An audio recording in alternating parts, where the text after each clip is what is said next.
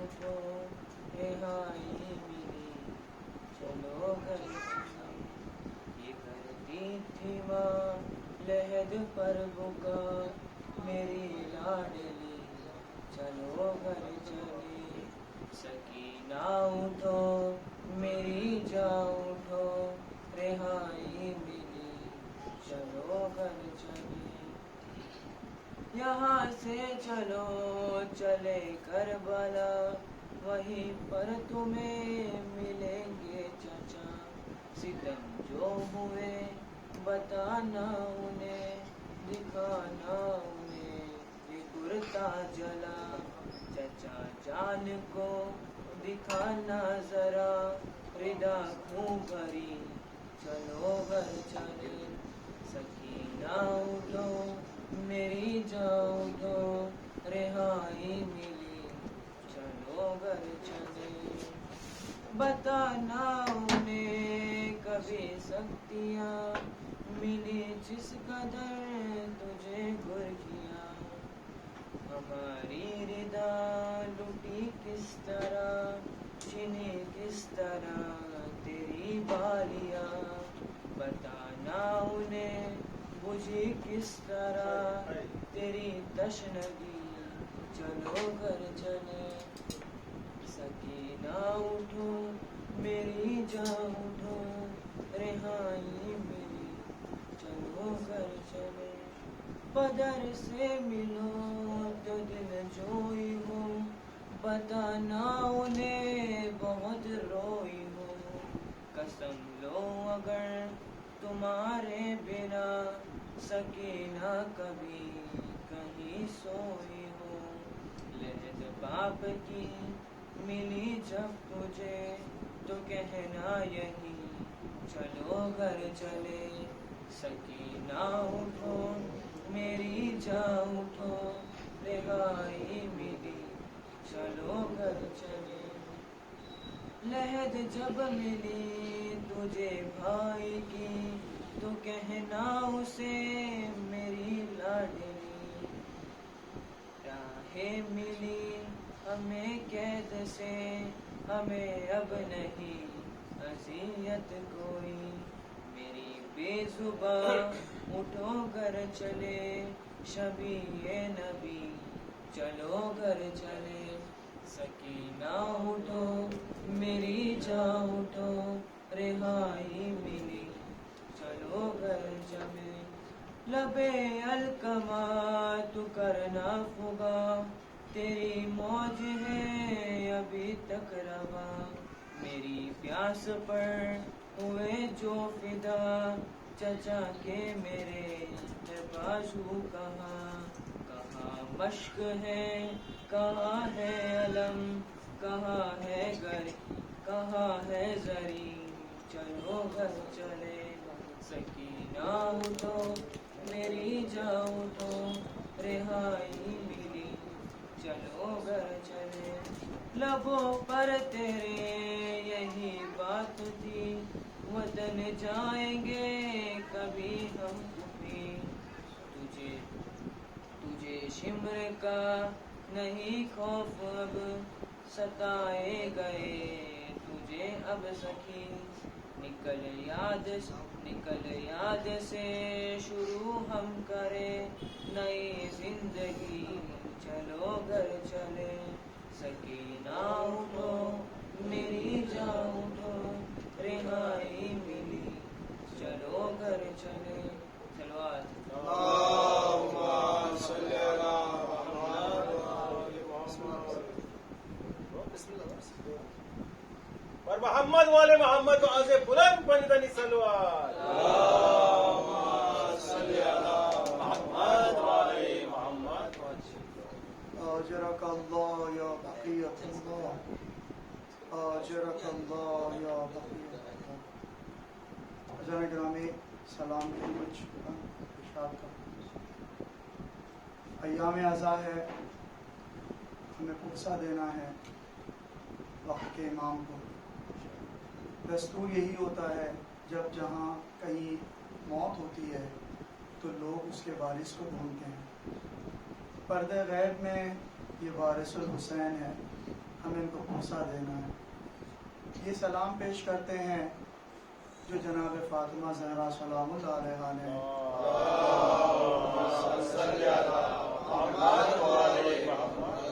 اپنے فرزند کے لیے یہ سلام پڑھا، اور وہ فرزند جسے چکیاں پیس پیس کر پالا، جو جوانان جنت کے سردار تھے.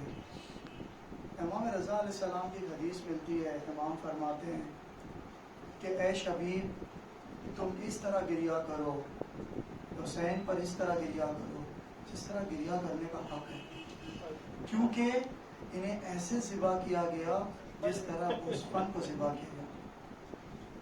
واقعہ نذران گرامی، گریہ کرنا اس طرح چاہیے جتنا اس کا حق، ہم حق ادا نہیں کر سکتے، جتنا ہو سکے گریہ کریں. اس طرح گریہ کریں جیسے ماں کا جوان بیٹا چلے.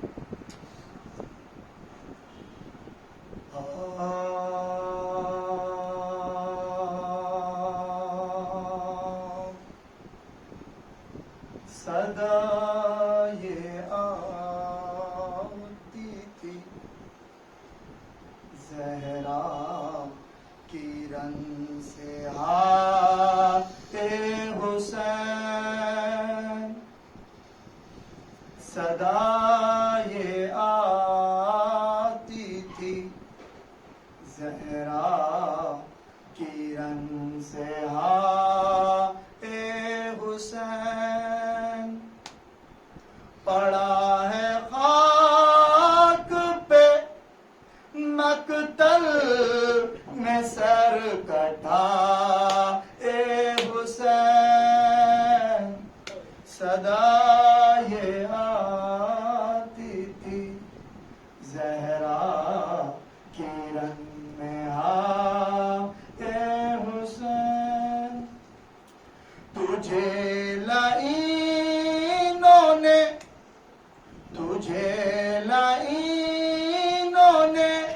پیاسا شہید کر ڈالا، دیا نہ قطرہ بھی پانی کا تجھ کو اے حسین، صدا یہ آتی تھی زہرا کی رن میں اے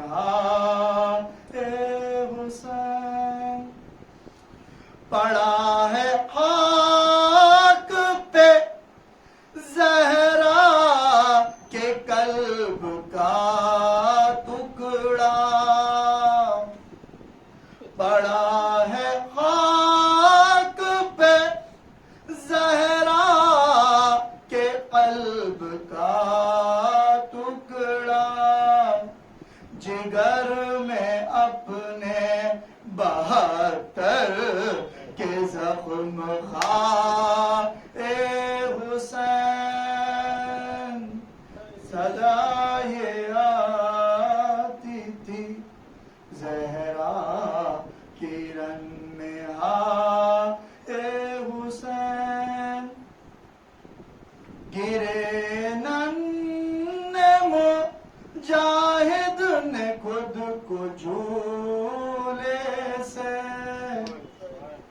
گرایا، ننھے مجاہد نے خود کو جھولے سے، جب آئی کانوں میں پیشیر کو صدا حسین، صدا یہ آتی تھی زہرا کی رن میں حسین. جو صاحب اولاد ہیں وہ سنیں. جوان لال کے سینے سے کھینچ لی برچی، جوان لال کے سینے سے کھینچ لی برچی، ذرا بھی ہاتھ تمہارے نہ تھر تھرا اے حسین،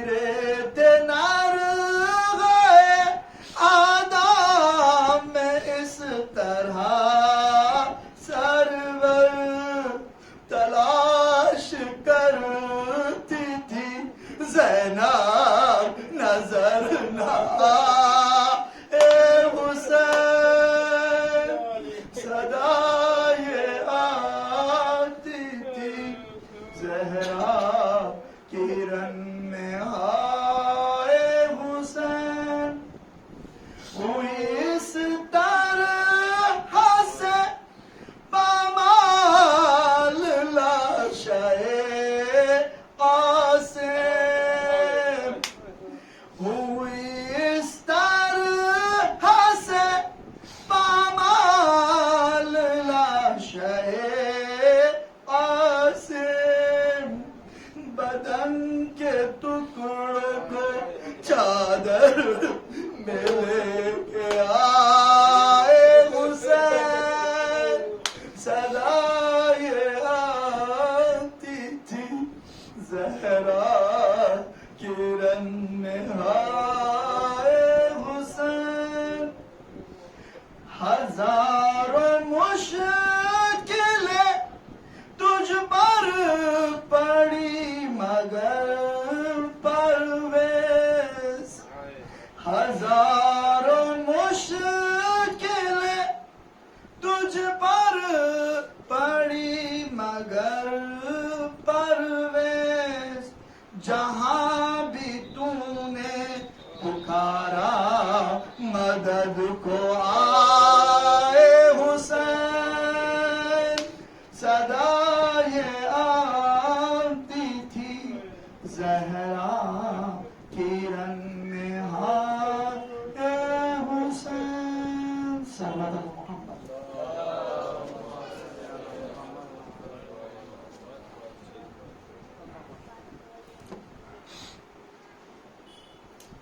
بر محمد والے محمد بآواز بلند پنجتنی سلوات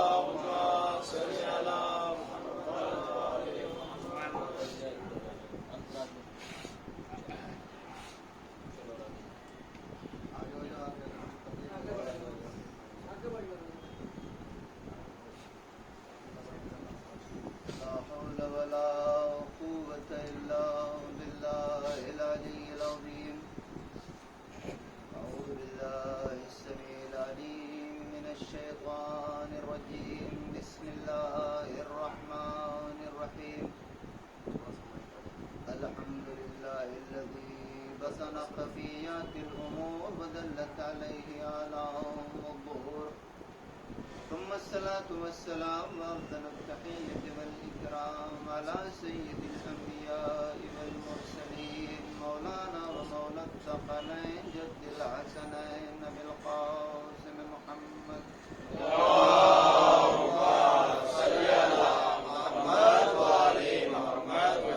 لا سيما على أخيه ووصيه ووزيره وخليفته وعلى آله الطيبين الطاهرين المعصومين المظلومين المنتخبين المنتجبين واللعنة الله الدائمة الباقية من الآن إلى قيام يوم الدين على أعدائهم أجمعين أما بعد فقد قال الله سبحانه وتعالى في كتابه الكريم والقرآن المجيد وقوله الحق بسم الله الرحمن الرحيم ولا تحسبن الذين قتلوا في سبيل الله أمواتا بل أحياء عند ربهم يرزقون اللهم صل على محمد وآل محمد وجل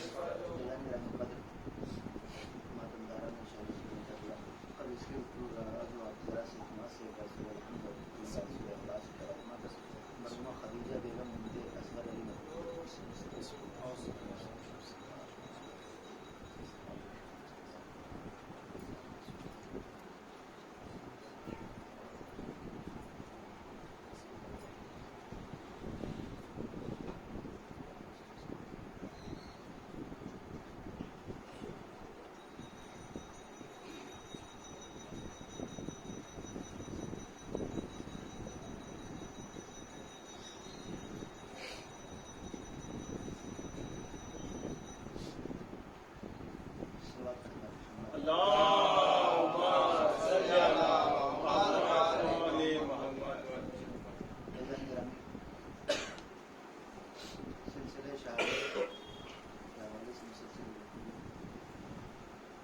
ताला इरशाद फरमा रहा है कि जो लोग अपनी जान मेरी बारगाह में कुर्बान कर दें उन्हें मुर्दा कहना तो दूर की बात, मुर्दा समझा भी नहीं जा सकता।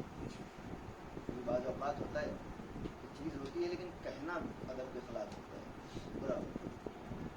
कोई ये ना समझे कि मर तो चुके हैं लेकिन मुर्दा कहो मत, उनके एहतराम से। और फरमाया 2 सफ़े पहले खुदावंद आलम ने कहा वला तक़ूलू लिमन युक़तल, जो राय खुदा में कत्ल हो जाए उसे मुर्दा मत कहो। बाज़ औक़ात चीज़ें सही होती हैं, मसलन उर्दू में सल्लल्लाहु कहा जाता है छोटे के लिए, अल्लाह उन्हें लफ्ज़ी तर्जुमा उसका क्या, अल्लाह इनको सलामत रखे। वही सल्लल्लाहु बुजुर्ग के लिए भी कहा जा सकता है, उनको क्या सलामती की ज़रूरत नहीं है, बिल्कुल ज़रूरत है, लेकिन एक अदब बन गया है हमारा कि हमेशा छोटे के लिए इस्तेमाल किया जाता है, कभी बड़े के लिए सल्लल्लाहु नहीं इस्तेमाल किया जाता। तो अगर कोई सल्लल्लाहु का लफ्ज़ इस्तेमाल कर दे तो ये कहा जाएगा कि ये खिलाफ अदब है, गलत नहीं है। और फरमाया बात सही है, सिर्फ अदब के खिलाफ है, लिहाजा कहना बुरी बात है, लेकिन उनको सल्लल्लाहु होना उनका बुरा नहीं है, सल्लल्लाहु कहना गलत। लिहाजा खुदावंद आलम ने कहा कि शहीद को, मेरी राह में कत्ल हो जाने वाले को मुर्दा मत कहो, तो ज़हन इंसानी अभी भी आज़ाद था कि खुदा ने कहने पे पाबंदी लगा दी है, दरअसल उनको मुर्दा समझा जा सकता है। और फरमा रहे अब ज़हन इंसानी है, एक इंसान के सरोतर में जुदाई हो गई तो वो जिंदा कैसे होगा। लिहाजा अगर खुदावंद आलम कह रहा है कि मुर्दा मत कहो, मतलब सिर्फ एहतराम में कह रहा है वो मुर्दा ही, लेकिन उन्हें मुर्दा कहना नहीं। लेकिन जब खुदावंद आलम ने आगे बढ़ के वला तहसबन्न अल्लज़ीना, उन्हें मुर्दा ख्याल भी मत करो कि जो मेरी राह में अपनी जान को कुर्बान कर दी हो, बल्कि वो अपने परवरदिगार आलम के बारे में, कि अपने परवरदिगार आलम की बारगाह में रिज़्क़ पा रहे हैं। अब पिछली मजलिस में अर्ज़ किया था कि सवाल ये पैदा हो तो खुदावंद आलम एक शख्सियत को शहीद करार दे रहा है, वो भी उसकी खुसूसियात के साथ कि जो राह खुदा में कत्ल हो जाए और कुछ नहीं। अब उसके बाद रिवायतों में बहुत सारे शहीद। अब अगर हमें ये चेक करना हो, शरई हुक्म अलग है दोनों का, मैंने अर्ज़ किया पिछली मजलिस में। अब अगर हमें ये देखना हो कि ये जिंदगी और ये जो क्या कहते हैं खुदावंद आलम के नज़दीक मुर्दा ना होना, ये इस शहीद से भी मखसूस है या सिर्फ खुदावंद आलम वाले शहीद से मखसूस है। इस ज़िंदगी को अगर आपको देखना होगा जाने ग्रामी, तो खुसूसन ये बात इसाले सवाब मजालिस में कही जाए तो ज़्यादा बेहतर, लेकिन मैं इस ज़िंदगी में यहाँ कह कर गुजर जाऊँ कि अगर आपको ये चेक करना हो, और ख़ुद अपने लिए भी आप इस बात को अपने दिल में बैठा लें, अगर आपको ये देखना हो तो खुदावंद आलम ने वो जो कहा है कि उन्हें मुर्दा मत समझो, पहले तो कहा मत कहो, फिर कहा समझ भी नहीं सकते बल्कि वो जिंदा अपने परवरदिगार आलम के बारगाह में रिज़्क़ पा रहे हैं। अगर आपको ये देखना हो कि हम जो मोहब्बत अहले बैत अपने सीने में लेके मर जाते हैं, क्या हम भी जिंदा होंगे या नहीं। वो इंसान जो हमारे दरमियान से उठ के चला जाता है खुदावंद आलम की बारगाह में, वो भी जिंदा है या नहीं। तो आपको ये देखना पड़ेगा खुदावंद आलम ने जिंदगी की दलील किसे बनाया था। जिंदगी की दलील बनाया था रिज़्क़ को। वो जिंदा है क्योंकि हमारी बारगाह से रिज़्क़ पा रहे हैं। अगर आपको हमारी बारगाह के अलावा जो राह खुदा में खत्म हो जाए उसके अलावा किसी की शहादत को मालूम करना हो कि वो जिंदा है या नहीं है, शहीद तो बहरहाल है, जिंदा है या नहीं है, तो अब सिर्फ ये देख लेना कि वो जो अलामत जिंदगी हमने अपने शहीद के लिए बयान की थी वो तुम्हारे शहीद के लिए है कि नहीं है। अपने शहीद को तो हमने रिस्क देने का वादा कर लिया, अगर वो शहीद जो तुम्हारे दरमियान से चला जाता है, अगर तुम्हें उसकी जिंदगी मालूम करनी हो तो ये देखो कि अपने बाद अपने बच्चों और अपने रह जाने वालों में अपने लिए रिस्क भेजने वाले का इंतजाम करके जा रहा है या नहीं जा रहा है। अगर अपने बाद रिस्क भेजने वालों का इंतजाम करके जा रहा है तो वो जिंदा है, और अगर अब अपने बाद अपनी औलाद की ऐसी तरबियत नहीं कर रहा है कि जो उसके लिए कम से कम कुरान पढ़ने का भी इंतजाम कर सके, तो वो उसके लिए न जिंदगी है और न ही खुदावंद आलम के नज़दीक उसे रिस्क मिलेगा। एक सलवात पढ़ दे बार मोहम्मद वाले,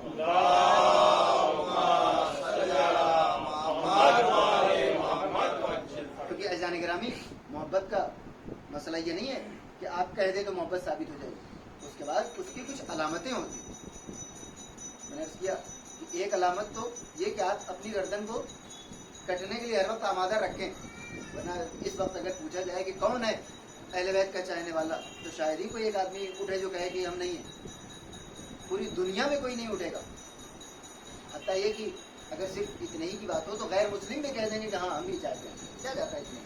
लेकिन इज़ान गिरामी जब अमली तौर पर उसकी दलील पेश करने का मरहला पेश आता है तब समझ में आता है। लिहाजा वो दलील जो दूसरों से मांगी जाएगी वो आपसे भी मांगी जाएगी।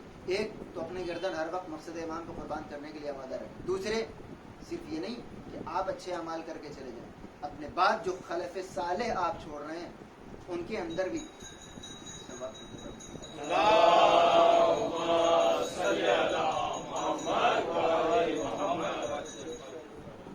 ایک اور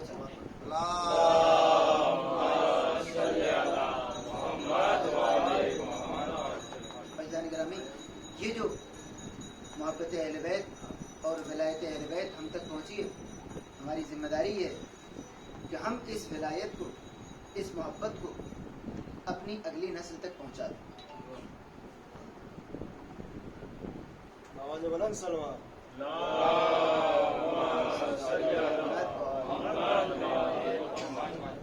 اور یہ کب پہنچائیں گے آپ؟ ظاہراً نہج البلاغہ میں یہ حدیث ہے، مولا فرماتے ہیں کونوا دعاۃ الناس بغیر السنتکم، لوگوں کو حق کی طرف بلاؤ بغیر زبان کو استعمال کیے.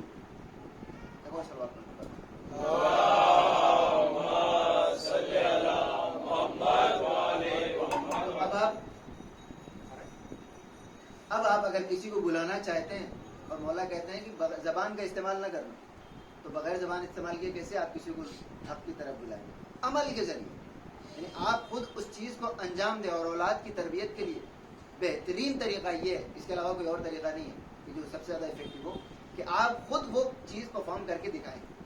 زبانی اب وہ خداوند عالم نے کہہ رکھا ہے اس کے اوپر والدین کی عزت ہے اور والدین کی بات ماننی واجب ہے، وہ تسلیم تو کر لے گا لیکن اس کو انجام دے یہ کوئی ضروری نہیں. لہٰذا تربیت اولاد کے لیے سب سے بہتر ہے کہ آپ خود وہ عمل انجام دیں. اسی طریقے سے جب اگر آپ کو یہ ولایت اہل بیت اپنی اگلی نسل تک پہنچانی ہے تو اس کا سب سے بہترین نمونہ یہ ہے کہ آپ خود ولایت اہل بیت پر عمل کر رہے ہوں. صلوات پڑھتے بر محمد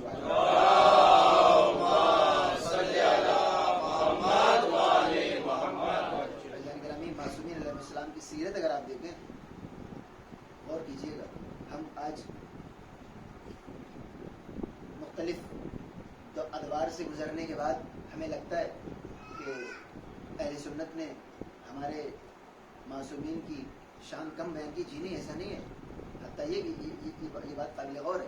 صرف فرق میں آپ کو بتانا چاہتا ہوں کہ ایک انسان جب خود پڑھ لکھ لیتا ہے تو لاکھ وہ آپ کے مخالف پارٹی میں ہو لیکن بہرحال اس کا فرق پڑ جاتا ہے.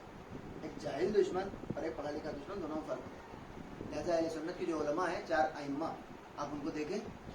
معصومین کی ہمیں شکر گزار ہونا چاہیے اس حد تک ان کا کہ معصومین کی فضیلت کی اکثر باتیں انہوں نے ہی نقل کی. کیوں؟ کیونکہ شروعات میں تو بس وہی تھی، یعنی ہماری ہسٹری ہے، بس جو انہوں نے لکھ دیا وہی ہے.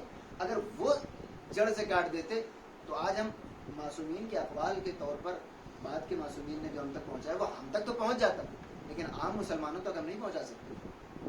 یہ کہاں سے یہ چیز پیش آئی؟ عزیزان کرام، میں یہی عرض کر رہا تھا کہ ہمارے معصومین علیہ السلام کی فضیلتیں اتنی آسانی سے کوئی لکھ بھی نہیں دیتا. یہ بھی یاد رکھیے گا. امام ابو حنیفہ لکھتے ہیں 7ویں امام کے بارے میں، جبکہ 7ویں امام کی جوانی کا عالم تھا اور وہ اپنے کمال پہ پہنچ چکے تھے، یعنی امام بن چکے تھے. امام بننے کے بعد وہ لکھتے ہیں 7ویں امام کے بارے میں کہ میں نے موسیٰ ابن جعفر سے زیادہ عبادت گزار انسان کسی کو نہیں پایا.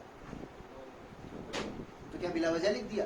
اپنے آپ کو اس درجے تک پہنچایا امام نے کہ وہ انسان جو آپ کو نہیں مانتا، امام ہونے کے باوجود وہ اپنی کتاب میں لکھنے پر مجبور ہو گیا کہ میں نے موسیٰ ابن جعفر سے زیادہ عبادت گزار کسی کو نہیں پایا.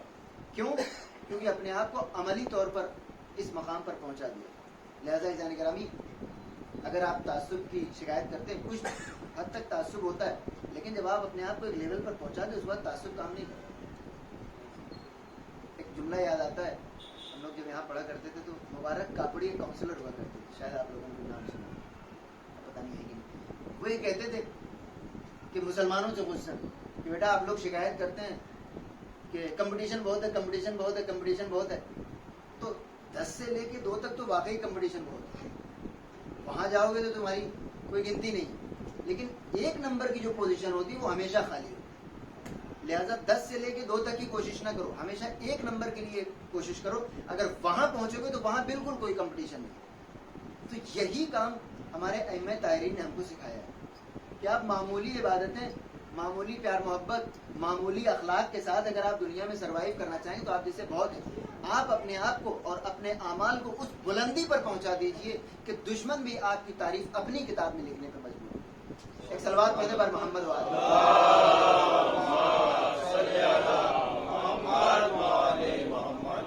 اور اس طرح کی احادیث ہمارے یہاں معصومین کی فضیلت والی جو ہے خصوصاً مولا کائنات کی اور امام حسن اور امام حسین اسلام تک کی فضیلتیں پیغمبر اسلام کی زبانی سے لہذا وہ تو یوں ہی مل جاتی. ایک صلوات پڑھتے پر محمد وعلى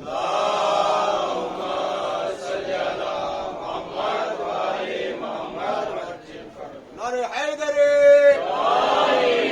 دشمنان اہل بیت پر. لہذا امام حسین اسلام تک کی احادیث تو پیغمبر اسلام کی زبانی مل جاتی ہیں, لیکن بعد کے معصومین کی جو فضیلتیں ہیں وہ اہل سنت علماء نے ہم تک پہنچائی. کیوں پہنچائی؟ کوئی رشتہ داری نہیں لگتی, صرف اس مقام پر دیکھا کہ جہاں پر کوئی اور نہیں تھا. اب میں اپنی گفتگو 10 منٹ والی کل والی پھر سے شروع کروں گا. ایک سلوات پڑھتے پر محمد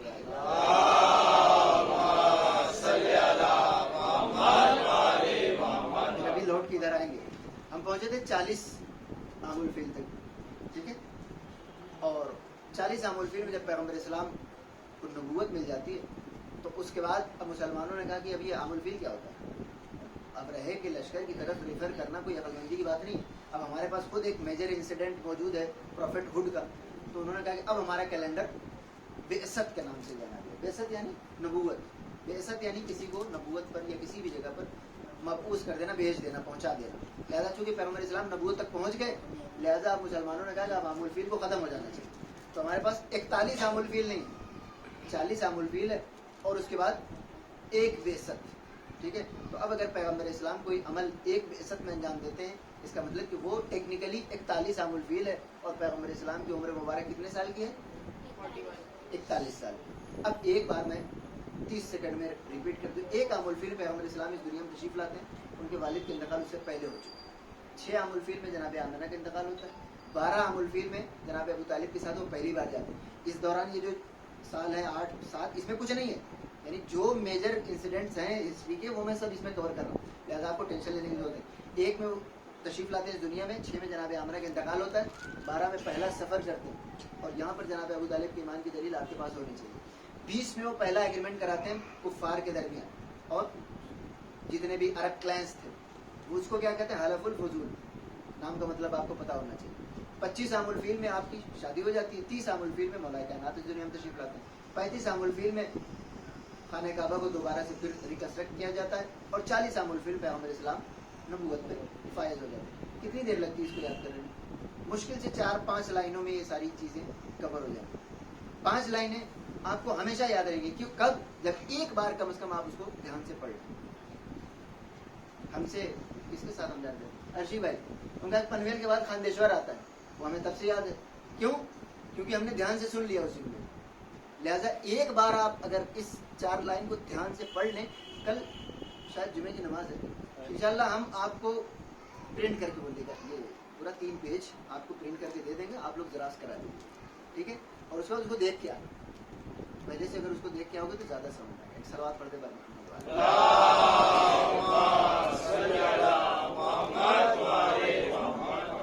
تو ابھی دھیان سے سنیں. ایک عام الفیل, معاف کیجیے گا, ایک بعثت, پیغمبر اسلام بعثت یعنی نبوت پر فائز ہو گئے. 3 سال تک دعوت و تبلیغ چلتی رہی چپکے سے, کسی کو انہوں نے بتایا نہیں کہ میں نبی ہو گیا. اور اس کے بعد یہاں پر ایک جملہ عرض کرتا چلوں کہ کہتے ہیں کہ پیغمبر اسلام کو جب نبوت ملی, بڑی دلچسپ بات ہے. تو اب یہاں پر مسلمانوں میں مختلف روایتیں, کوئی کسی روایت کو مانتا ہے, کوئی کسی روایت, لکھی سب ہے. اب جس کو جو اچھی لگے وہ مان لے. یہاں پر مسلمانوں میں کوئی کسی کو یہ نہیں کہہ سکتا کہ وہ غلط ہے, روایتیں سب ہیں, جس کے دل کو جو اچھی لگے وہ اس کو مان سکتا ہے. تو تمام فرقوں میں مسلمانوں کی کوئی بھی روایت ایسی نہیں ہے کہ آپ کہتے ہیں کہ وہ گڑھ کے کہہ رہا ہے, ہاں جس کو جو پسند ہے. اب ایک روایت ہے پیغمبر اسلام کا سینہ باقاعدہ چاک کیا گیا, اور دل میں جو سیاہ نقطہ ہوتا ہے اس کو باہر نکالا گیا. اس کے بعد دھلائی کرنے کے بعد اس سینے کو بند کر دیا گیا. یہ ایک ہے. اور ایک روایت کہ پیغمبر اسلام کے اوپر صرف وہ کپ کپی تاری ہوتی تھی, جو میں نے پچھلی مجلس میں عرض کر دیا. اب یہاں پر ایک روایت اور ہے کہ پیغمبر اسلام, اب خیر اتنا بڑا واقعہ تھا جس کا کوئی ایکسپیرینس ان کو پہلے نہیں تھا, تو انہوں نے آ کر اپنی زوجہ محترمہ سے کہا, جناب خدیجہ سے, کہ یہ کیا ہو رہا ہے, یہ تو مجھے سمجھ میں نہیں آتی یہ کیا چیز ہے. تو انہوں نے کہا کہ میں آپ کو لے کر چلتی ہوں اپنے شہزاد بھائی کے پاس, ورقہ ابن نوفل جو میں نے کہا کرسچنس کا عالم. اور اس زمانے میں کرسچن ہو جانا, یاد رکھیے گا, اس زمانے میں وہ انسان جو بت پرستی نہیں کرتا بس وہ ٹھیک ہے, کیونکہ اسلام تو نہیں آیا, بس وہ بت پرستی نہ کرتا ہو, اس کے حق میں ہونے کی یہی ایک دلیل تھی. لہٰذا اگر آپ سے کوئی پوچھے کہ پیغمبر اسلام کے آباء و اجداد کیا کیا کرتے تھے, وہ کس دین پہ تھے, وہ بت پرستی نہیں کرتے. اب اس کے بعد ایک شریعت جناب ابراہیم کی بھی تھی, ایک کرسچینٹی تھی, ایک یہودیت تھی. اس میں سے کسی پر بھی آدمی عمل کرے وہ کامیاب ہے. کیوں؟ کیونکہ اگر اسلام نہیں آیا ہے تو اسلام کا مطالبہ بھی نہیں کیا جا سکتا. ہاں, بت پرستی سے منع کیا گیا تھا ہمیشہ. لہذا پیغمبر اسلام کے جو آباء و اجداد تھے انہوں نے کبھی بت نہیں پوجا, لہذا وہ جناب ابراہیم کے دین پر قائم تھے. اب روایت میں جناب خدیجہ نے کہا کہ چلیے میں آپ کو لے کے چلتی ہوں, یہ کیا ہو رہا ہے آپ کے ساتھ. اب وہ لے کر آئی اور ورقہ ابن نوفل نے کہا کہ ٹھیک ہے بھائی آپ بتائیے کیا کیا آپ کے ساتھ پیش آیا. تو انہوں نے کہا کہ آیتیں نازل ہوئی اور مجھے میرے اندر کپ کپی ہونے لگی اور مجھے بخار چڑھ گیا اور وغیرہ وغیرہ. تو اس نے کہا کہ ہو نہ ہو یہ نبی بن گیا ہے. اور فرمانا ہے مسلمانوں میں ایک روایت یہ بھی, لیکن ہم اس کو نہیں مانتے. کیوں؟ کیونکہ ہمارے دماغ میں یہ بات اترتی نہیں. دوسری روایتوں سے ملانے کے بعد, اور کوئی اگر اس روایت کو مانتا ہے تو ہم اس کو غلط بھی نہیں کہتے, لیکن ہم یہ کہہ رہے ہیں کہ دوسری روایتیں بھی تو موجود ہیں جو ہماری عقل میں اتر رہی, تو کیا ضروری ہے کہ ہم اس کو چھوڑ کے اس کو مان لیں کہ کل کو کوئی غیر مسلم آگے پیغمبر اسلام کی شان میں گستاخی کر جائے.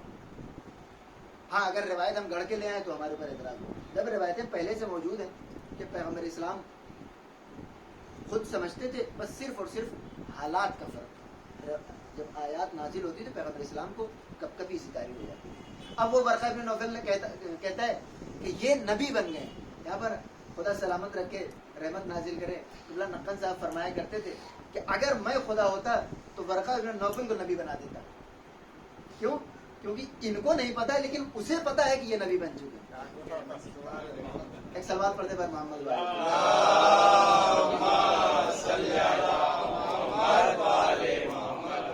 خیر, نبوت کے بعد 3 سال تک کوئی کسی سے کنفرنٹیشن نہیں ہوا. اس کے بعد خدا بند عالم نے کہا کہ وانذر عشیرتک الاقربین. اب بس کب تک آپ خاموشی کے ساتھ تلاوت قرآن کرتے ہیں, اپنے رشتہ داروں کو ڈراؤ. اور یاد رکھیے گا, ہم کفار قریش سنتے ہیں تو ایسا لگتا ہے قریش کوئی الگ قبیلہ تھا. نہیں, وہی پیغمبر اسلام کا قبیلہ تھا. 12 پشت کے پہلے 12ویں جج جو پیغمبر اسلام کے تھے وہ قریش تھے.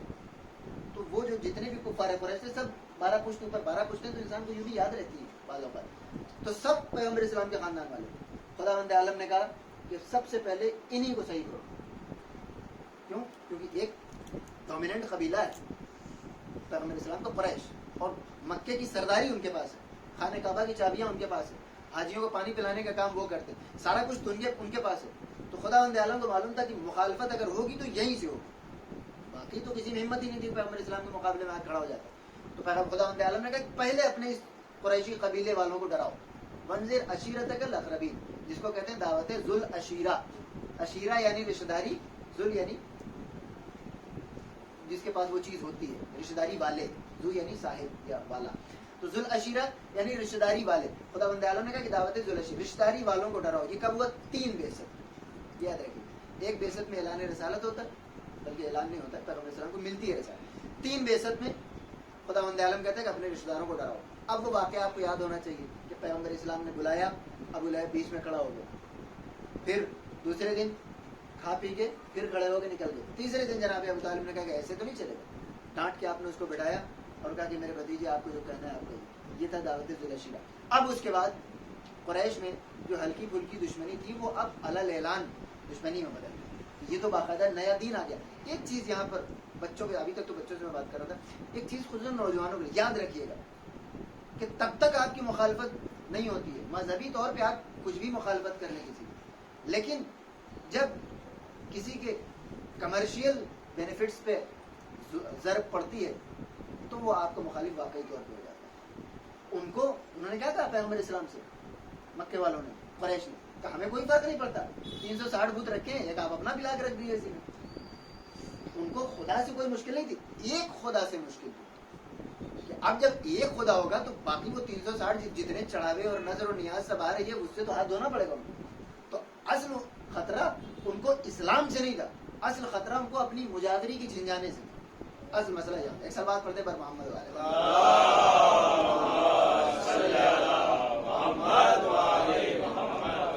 تو اب انہوں نے مخالفتیں تیز کر دی. 3 کے بعد سے 5 تک کوئی بہت زیادہ واقعہ بس یہی کہ ستایا کرتے تھے اور پیغمبر اسلام کے چاہنے والوں جو مسلمان ہو گئے ہیں ان کے سینے پہ پتھر رکھ دینا, صحرا میں لے جا کر ان کو دھوپ میں چھوڑ دینا وغیرہ وغیرہ, یہ کام کیا کرتے.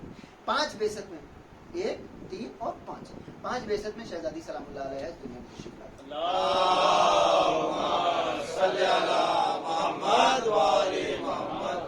اب ٹیکنیکلی مولا کائنات اور شہزادی سلام اللہ علیہ کی عمر میں کتنا فرق ہے؟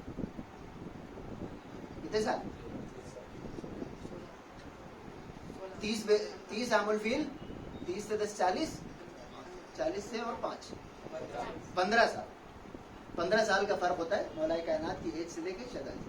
اب اگر یہ چیزیں آپ کو یاد رہیں گی تو آدھے سیکنڈ میں آپ کیلکولیٹ کر لیں گے, لیکن اگر آپ ایسے آپ نے نہیں پڑھا ہے تو ایک بار آپ یاد کریں گے, پھر اگر 2-3 دن کے بعد کوئی بری پھر آپ بھول جائیں تو آپ یاد رہیں. 3 بعثت دعوت ذوالعشیرہ, 5 بعثت شہزادی. اور شہزادی سلام اللہ علیہ کے صبر کی سب سے بڑی دلیل یہ کہ مولا کائنات نے جو بچپن گزارا ہے اس میں تو کوئی جھگڑا ہی نہیں تھا. ظاہر ہے جب تک اعلان رسالت نہیں کوئی پریشان بھی نہیں ہے, سب تو صادق و امین مانتے تھے, سب تو پیغمبر اسلام کے پاس لا کر اپنی اپنی امانتیں رکھتے تھے. تو مولا کائنات کا جو بچپن گزرا ہے وہ سکون سے گزرا ہے. شہزادی سلام اللہ علیہ نے آنکھ ہی کھولی ہے اس عالم میں کہ جب قریش پیغمبر اسلام کو صدا ہے, جب پیغمبر اسلام کی مشکلات میں اگر کسی نے آنکھ کھولتے ہی ان کا ساتھ دینا شروع کر دیا تو شہزادی سلام اللہ علیہ. اور کیجیے. اب اس کے بعد 5 بعثت میں یہیں پر وہ مرحلہ پیش آتا ہے. 3 بعثت میں اعلان رسالت ہو چکا ہے, دعوت ذوالعشیرہ ہو چکی ہے, تو انہوں نے کہا کہ اچھا اب موقع آیا ان کے پاس بدلہ نکالنے کا. ابھی تک تو کیا کرتے تھے, زبانی کرتے تھے, مار پیٹ تو کر نہیں سکتے, اتنا بڑا قبیلہ ہے بنی ہاشم کا. انہوں نے کہا کہ اب یہ موقع اچھا ہے, سب بائیک آؤٹ کر دو, کوئی خدیجہ کے پاس نہیں جائے. اب ظاہر ہے بغیر خواتین کے یہ مرحلہ طے نہیں پا سکتا. اب پریشانی پیغمبر اسلام کے سامنے بھی اور خود جناب ابو طالب کے سامنے بھی کہ اگر ساری عورتیں بائیک آؤٹ کر دیں تو کیا ہو سکتا ہے. لیکن اس موقع پر خدا بند عالم نے آسمان سے 4 خواتین کو نازل کیا جنہوں نے پہلی بار, شہزادی سلام اللہ علیہ وہ واحد شخصیت ہیں کہ جن کی پیدائش سے ہی فضائل کے نزول کا سلسلہ شروع ہوا. ایک سلوات پڑھتے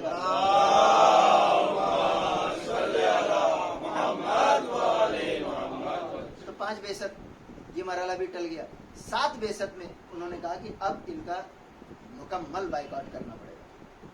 5 بعثت میں انہوں نے بائیک آؤٹ کر کے دیکھ لیا, خواتین نہیں آئی تب بھی ان کا کام چل گیا. تو انہوں نے کہا کہ یہ تو کچھ ہوا ہی نہیں, ہم تو جس مسئلے جو سوچ کے ہم نے بائیک آؤٹ کیا تھا اس کا کوئی امپیکٹ ہی نہیں ہوا. تو انہوں نے کہا کہ اب کمپلیٹ بائیک آؤٹ کرنا پڑے گا. کب؟ 7 میں. ٹھیک ہے. اور 7 بعثت میں انہوں نے ایسا کمپلیٹ بائیک آؤٹ کیا کہ مسلمانوں نے پہلی ہجرت کی جبوتی کی طرف, ابھی سینا افریقہ. اگر آپ کو ہسٹری کے لیے جغرافی آپ کی مضبوط ہونی چاہیے. اگر آپ کو ہارن آف افریقہ پتہ ہے, یمن اور افریقہ میں بالکل ایک باب المندب ایک چھوٹی سی اسٹریٹ ہے, تو وہاں سے اگر آپ کشتی میں بیٹھیں تھوڑی دیر بعد افریقہ پہنچ جاتا ہے, جو آج جبوتی یا ایتھوپیا ہے. تو وہاں مسلمان چلے گئے. نارملی اگر آپ سوچیں, کبھی کبھی لوگ مجھ سے پوچھتے ہیں کہ مولانا افریقہ سے گھوم کے اتنا آنا پڑتا تھا تو مسلمانوں کے پاس وہ کالے غلام کہاں سے ہوتے تھے؟ تو وہ افریقہ سے نہیں آتے تھے, وہ اسی اسٹریٹ کو پار کر کے آتے تھے جو مشکل سے 25-30 کلومیٹر کی. تو مسلمان وہاں چلے گئے حبشہ کی طرف جہاں کی جناب فیصل 7 بعثت. اور اب جو باقی بچ گئے تھے ان کو وہ بائیک آؤٹ جھیلنا پڑا 40-50 لوگ. 7 بعثت مکمل, نہ کوئی اس معاہدے کی جو شرطیں تھی وہی, نہ کوئی ان کے یہاں جائے گا, نہ کوئی ان کو بلائے گا, نہ کوئی ان سے سامان خریدے گا, نہ کوئی ان کو سامان بیچے گا. ایک سلوات پڑھتے بار محمد.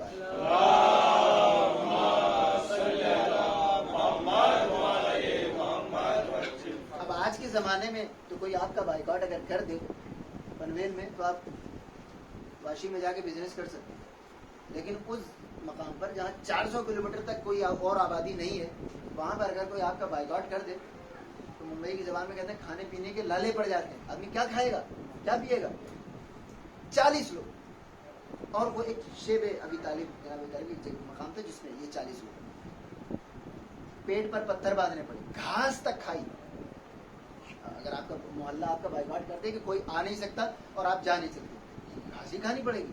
لیکن اس کے باوجود انہوں نے دیکھا کہ قریش نے دیکھا کہ پیغمبر اسلام کے اوپر کوئی اثر نہیں پڑ رہا, تو 4 پوائنٹس, 1 بعثت, 3 بعثت, 5 بعثت اور 7 بعثت.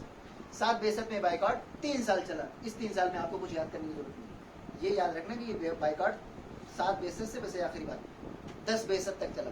10 بعثت میں کچھ تو پیغمبر اسلام نے اپنی دعوت و تبلیغ کے ذریعے اپنے اخلاق کے ذریعے 3 سالوں میں ثابت کر دیا کہ بھائی ہم حق پر ہیں. اور کچھ ان کو بھی لگ گیا کہ ہم نے تو سوچا تھا کہ اس طرح کی بائیکاٹ 6 مہینے میں یہ لائن پہ آ جائیں گے, لیکن 3 سال ہو گیا, ابھی کیا کریں, کتنا بائیکاٹ, بند کرو, بس کرو. تو کچھ حد تک یہ ٹال مٹول چل رہی تھی, لیکن چونکہ سارے کلینس شامل تھے اس لیے کچھ ہو بھی نہیں سکتا تھا کہ جب تک سب کی رضامندی نہ ہو جائے ایسے کیسے ختم کر دیا جائے بائیکاٹ.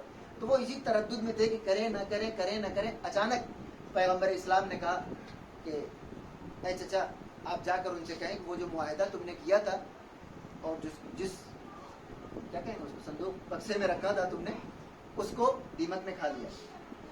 اب وہ تو انتظار میں تھے کہ کوئی بہانہ ملے. جناب ابو طالب نے جا کر کہا, یہاں پر ایک بات قابل غور ہے. علامہ جوادی فرماتے ہیں کہ اگر جناب ابو طالب کا ایمان نہیں تھا, پوری توجہ چاہتا ہوں, بڑا لطیف جملہ ہے. وہ فرماتے ہیں کہ اگر ان کو نہیں پتا تھا کہ یہ نبی ہیں, تو جب انہوں نے کہا کہ اے چچا جان جا کر کہہ دیجئے کہ اس معاہدے کی کاپی کو دیمک نے کھا لیا ہے, جناب ابو طالب کو پلٹ کر فوراً پوچھنا چاہیے تھا کہ بھتیجے تمہیں کیسے معلوم. اگر ان کو یہ پتا تھا کہ یہ نبی نہیں ہے اور وہ اپنے بھتیجے کو ایک عام انسان سمجھ رہے تھے, اس کی نبوت پہ ان کو ایمان نہیں تھا, وہ کہہ رہے ہیں کہ جناب ابو طالب 10 بعثت میں انتقال ہوا تب جا کر ان کے کان میں انہوں نے جا کر کہا اور انہوں نے قبول نہیں کیا.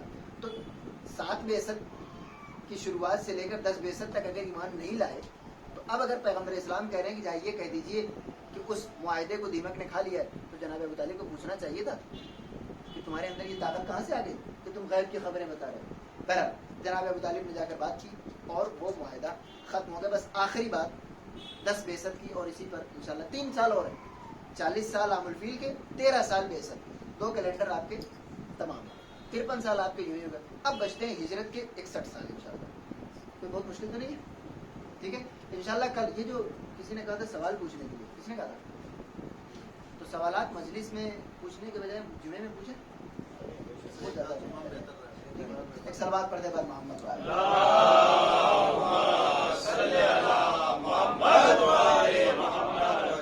اور اس کے بعد اسی 10ویں بعثت میں جب پیغمبر اسلام کو تھوڑی سی آسانی ملی, وہ بائیکاٹ ختم ہوا, اسی سال 25 رجب کو یا 26 رجب کو جناب ابو طالب کا انتقال ہو جاتا ہے, اور 10 رمضان کو جناب خدیجہ.